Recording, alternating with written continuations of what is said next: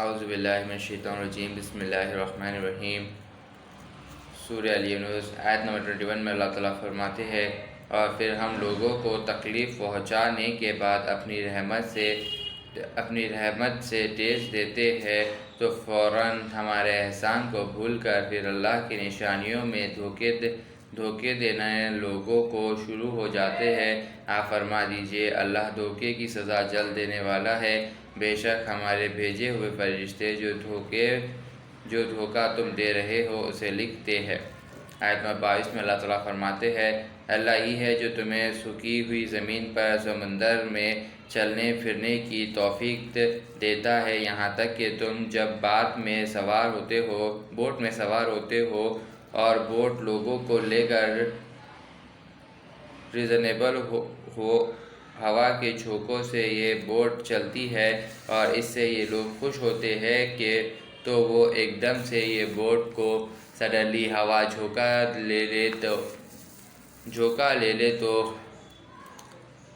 لے اور ہر طرف سے ان سواروں کو جوش مارتی ہوئی ویوز گھیر لے۔ وہ سمجھنے لگتے ہیں کہ اب وہ ان لہروں سے گھر گئے، تو اس وقت وہ اللہ کو پکارتے ہیں، اس حال میں کہ اپنے دین کو اسی کے لیے سنسیئر اللہ کے دین کے لیے وہ خود کو پیوریفائڈ کرنے والے ہیں، بولتے ہیں اور اللہ کو پکارتے ہیں اور کہتے ہیں، اے اللہ، اگر تو نے ہمیں اس بلا سے نجات بخشی تو ہم ضرور تیرے شکر گزار رہیں گے۔ آیت نمبر 23 میں اللہ تعالیٰ فرماتے ہیں، جب اللہ انہیں وہ مشکل سے نکال لیتا ہے تو وہ فوراً ہی ملک میں پرانے حرکتوں میں آ جاتے ہیں اور ناحق بدمعاشی کرنے لگتے ہیں اور اللہ سے نافرمانی کرتے ہیں۔ لوگوں، بس تمہاری بدمعاشی اور بغاوت کا نقصان تمہاری ان جانوں پر ہوگا۔ دنیا کی زندگی کا کچھ فائدہ اٹھا لو، فائنلی تمہیں ہماری طرف لوٹ کر آنا ہے، اس وقت ہم تمہیں تمہارے عمل سے خوب آگاہ کر دیں گے جو تم کرتے رہتے ہو۔ 24 میں اللہ تعالیٰ فرماتے ہیں، بس دنیا کی زندگی کی مثال تو ایک پانی کے جیسی ہے، جیسا ہم نے آسمان سے اتارا، پھر ان کی وجہ سے زمین میں گرینری خود آ گئی، جس میں سے انسان بھی کھاتے ہیں اور جانور بھی کھاتے ہیں، یہاں تک کہ جب زمین نے پوری رونق اللہ نے لے لی اور خود بیوٹیفیکیشن زمین کی، اور دنیا والوں نے سمجھ لیا کہ اب ہم اس پہ پوری قدرت رکھتے ہیں، تو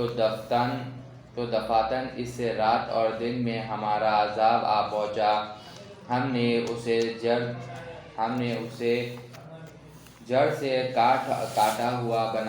کٹا ہوا بنا دیا، جس کو وہ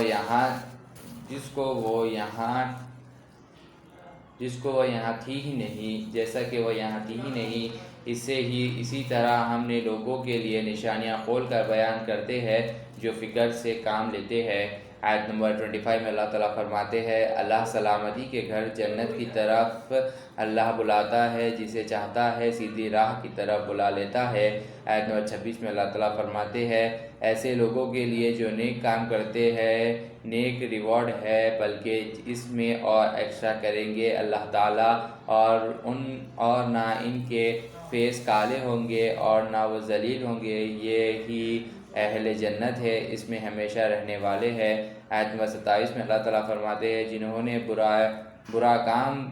برائی رکھی یعنی گناہ کیا، ان کی مثال ایسی ہوگی اور وہ ان پر ذلیل ہوں گے اور ان کے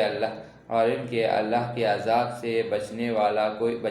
کوئی نہ ہوگا، ان کے چہرے کالے ہوں گے اور یہ ہی اہل جہنم اور اس میں ہمیشہ رہنے والے ہیں۔ آیت نمبر 28 میں اللہ تعالیٰ فرماتے ہیں، اور جس دن ہم ان سب کو جمع کر لیں گے پھر ہم مشرکوں سے کہیں گے، تم اور تمہارے بت جس کو تم شریک کرتے تھے اپنی جگہ ٹھہر جاؤ، پھر ہم ان کے درمیان لڑا دیں گے اور ان کے بنائے ہوئے شرک اس سے کہیں گے کہ کہ اس سے کہیں گے کہ تم ہماری عبادت تو نہیں کرتے تھے۔ آیت نمبر 29 میں اللہ تعالیٰ فرماتے ہیں بس تمہارے اور ہمارے درمیان اللہ ہی گواہ ہے، تو ہم تمہاری پوجا کی کوئی خبر نہیں رکھتے۔ آیت نمبر 30 میں اللہ تعالیٰ فرماتے ہیں اس دہشتناک مقام پر ان کے عمل کی حقیقت کو چیک کر لیں گے جو اس نے آگے بھیجا تھا آخرت کے لیے، اور وہ اللہ کی جانب لوٹائے جائیں گے جو ان کے اونر یعنی اللہ ہے، اور وہ جو بہتان اللہ پہ لگاتے تھے وہ چلی جائیں گی جو وہ کیا کرتے تھے۔ آیت نمبر 31 میں اللہ تعالیٰ فرماتے ہیں آپ ان سے فرما دیجئے اے نبی صلی اللہ علیہ وآلہ وسلم تمہیں آسمان اور زمین سے کھانا کون دیتا ہے، یا تمہارے دیکھنے اور سننے کا مالک کون ہے، اور جاندار کو بے جان سے کون نکالتا ہے، اور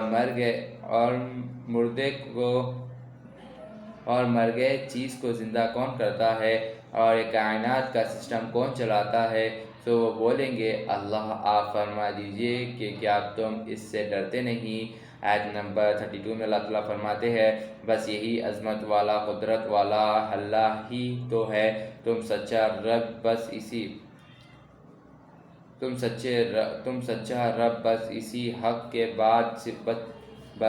بعد سوائے گمراہی کے اور کیا ہو سکتا ہے، تو تم کہاں جا رہے ہو۔ آیت 133 میں اللہ تعالیٰ فرماتے ہیں اسی طرح آپ کے رب کا حکم نافرمانوں پر ثابت ہو کر رہا کہ وہ ایمان نہیں لائیں گے۔ آیت نمبر 34 میں اللہ تعالیٰ فرماتے ہیں آپ ان سے معلوم کیجئے کہ تمہارے بنائے ہوئے شریکوں میں سے ایسا کوئی ہے جو زندگی کے معلوم ہو جانے کے بعد واپس لوٹائے۔ آپ صلی اللہ علیہ وسلم فرما دیجئے اللہ ہی زندگی کو 0 سے 1 میں لاتا ہے، زندگی کی بگننگ کرتا ہے، پھر وہ اس کو چیز چیک بھی کرے گا، پھر تم کہاں بھٹکتے پھرتے ہو۔ آیت نمبر 35 میں اللہ تعالیٰ فرماتے ہیں آپ ان سے معلوم کریے کیا تمہارے بنائے ہوئے بتوں میں سے کوئی ایسا بھی ہے جو حق کی طرف لے جا سکے۔ آپ فرما دیجئے اللہ ہی دین حق کی ہدایت فرماتا ہے، تو کیا جو حق کی طرف ہدایت کرے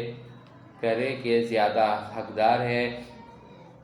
کہ اس کے حق فرما برداری کیجیے، یا جس کو خود ہی سیدھا رستہ نہیں ملتا بلکہ اس کو سیدھا رستہ دکھایا جائے، یعنی ایک جگہ سے اٹھا کر دوسری جگہ لے جائے، جیسے کفار اپنے بتوں کو ضرورت کے حساب سے لے جاتے ہیں۔ تو تمہیں کیا ہو گیا ہے، تم کیسے فیصلے کرتے ہو۔ آیت نمبر 36 میں اللہ تعالیٰ فرماتے ہیں ان میں سے اکثر لوگ صرف جو ان کے دماغ میں آتا ہے اس کو فالو کرتے ہیں، بے شک حق سے وہ تھوڑا بھی پرواہ نہیں ہے، یقیناً اللہ خوب جانتا ہے جو کچھ وہ کرتے ہیں۔ آیت نمبر 37 میں اللہ تعالیٰ فرماتے ہیں یہ قرآن ایسا نہیں ہے کہ اسے اللہ کی وحی کے بغیر لکھ دیا، اسے تو اللہ ہی کے وحی جو بھیجے وہ ہے قرآن میں، لیکن یہ ان کتابوں کی کنفرمیشن کرنے والی ہے جو اس سے پہلے نازل ہو چکی ہے، جس کو اللہ نے لوح محفوظ میں لکھا، جس کے ریئل ہونے میں ذرا بھی شک نہیں ہے، یہ تمام جہانوں کے رب کی طرف سے ہے۔ آیت نمبر 38 میں اللہ تعالیٰ فرماتے ہیں کیا وہ کہتے ہیں کہ اسے رسول صلی اللہ علیہ وآلہ وسلم نے خود لکھی ہے۔ آپ فرما دیجئے کہ پھر کہ تم اس کی صورت جیسی ایک اور صورت بنا لاؤ، اللہ کے سوا تم جسے بلا سکتے ہو بلاؤ اگر تم سچے ہو۔ آیت نمبر 39 میں اللہ تعالیٰ فرماتے ہیں بلکہ یہ اس کلام الہی کو جھٹلا رہے ہیں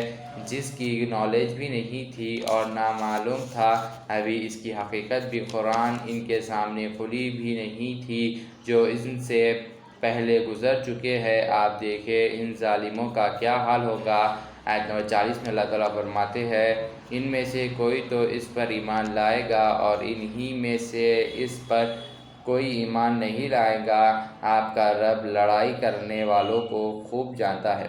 صدق اللہ العظیم و صدق مولانا رسول